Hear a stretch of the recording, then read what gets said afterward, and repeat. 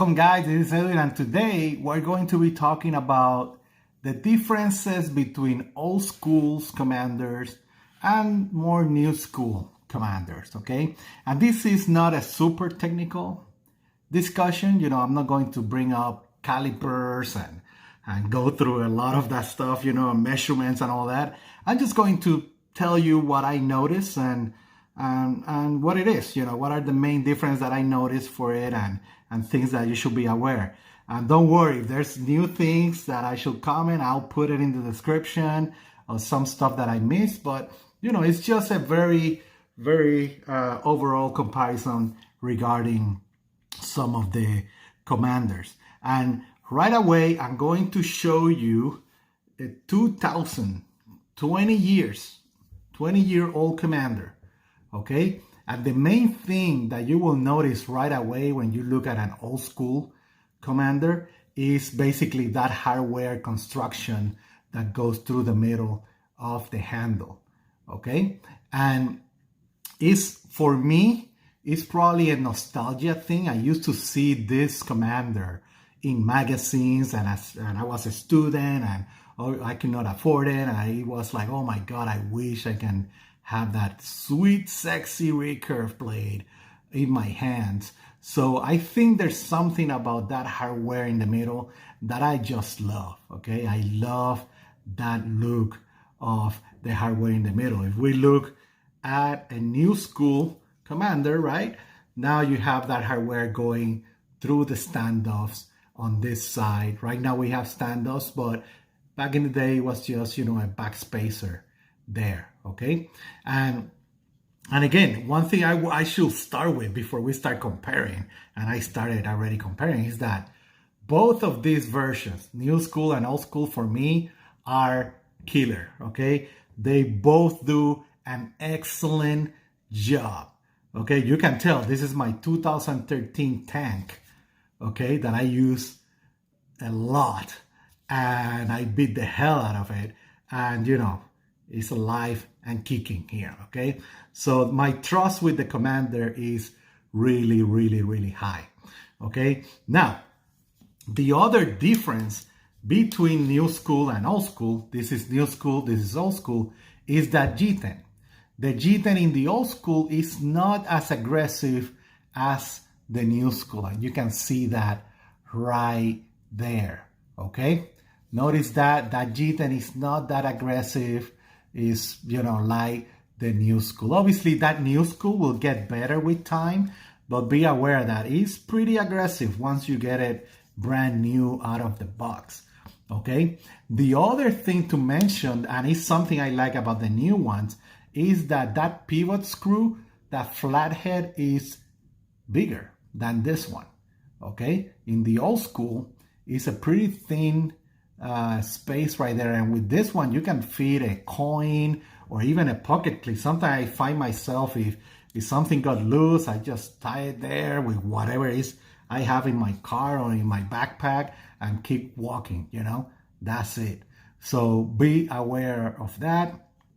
Another thing that people will mention a lot is that the old school is a thinner overall construction compared to the new school, okay? And I should say, yes, it's definitely a thinner construction than the new school version, and some people really, really enjoy that.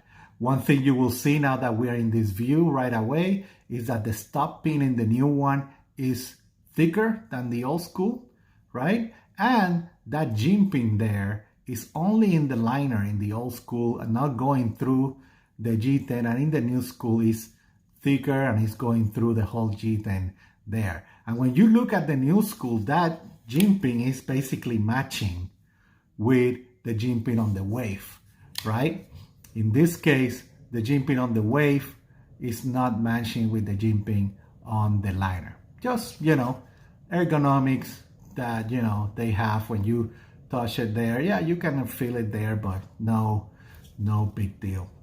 Now, the other thing that I think is a big deal is they improved the wave size on the new ones.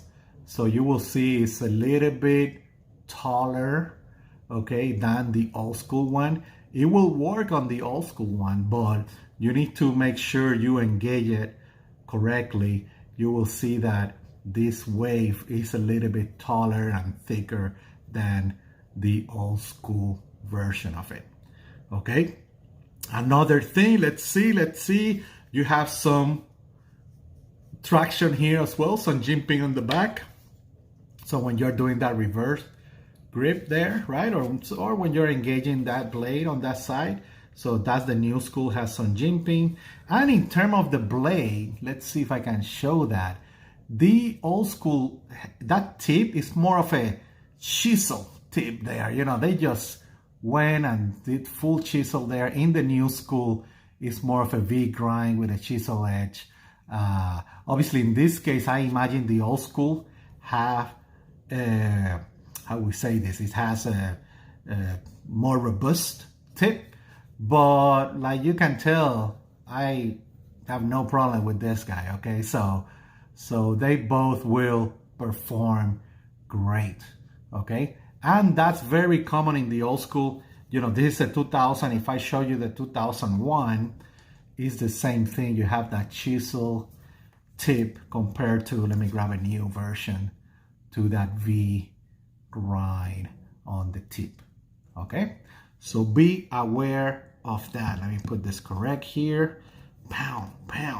And you know, and for the most part, I think those are the main difference. In terms of the blade size, is the same.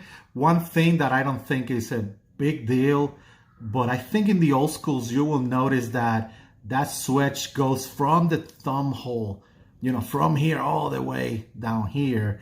In the new school, I think, if I look at it, right, it starts a little bit later here, that switch, okay? And that's, you will see that thickness on the blade, because of that switch, is a little bit thicker on the new school. But I think it's mostly that switch that is causing that illusion there, okay? So yeah, guys, quick video to compare this excellent design of the Commander and how, you know, it compared between old school and new school, okay? If you guys have any question, hey, feel free to contact me through Instagram, YouTube, or in the forum groups, okay? That we're always there chatting about knives and all that, okay? Have a great day, guys. Stay safe. Bye.